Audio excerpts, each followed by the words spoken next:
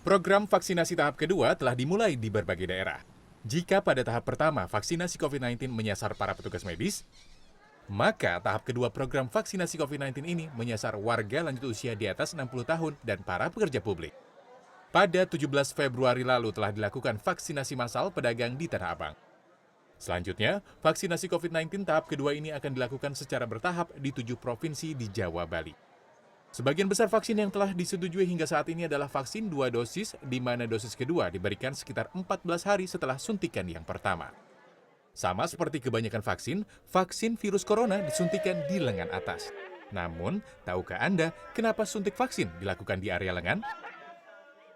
Menurut Dr. Diani Kusumowardani, vaksin COVID-19 disuntikan dalam otot tubuh atau intramuskular, sehingga lengan atas menjadi bagian yang paling tepat untuk penyuntikan vaksin.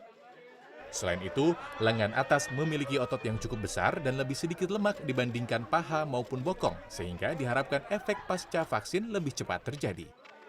Jadi vaksin COVID ini memang harus disuntikan ke dalam otot atau istilahnya intramuskular.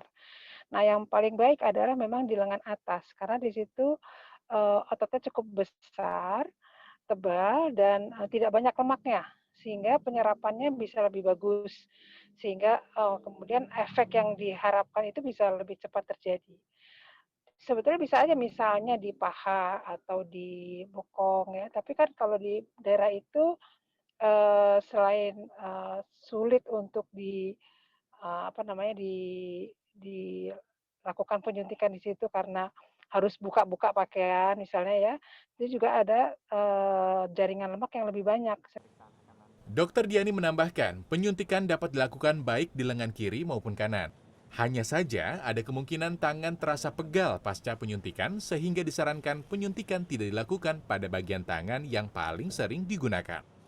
Penyuntikan vaksin yang kedua kalinya pun dapat dilakukan di lengan yang sama pada penyuntikan awal maupun lengan yang berbeda asalkan bagian tubuh tersebut tidak sedang terluka atau kotor. Tim Liputan CNN Indonesia.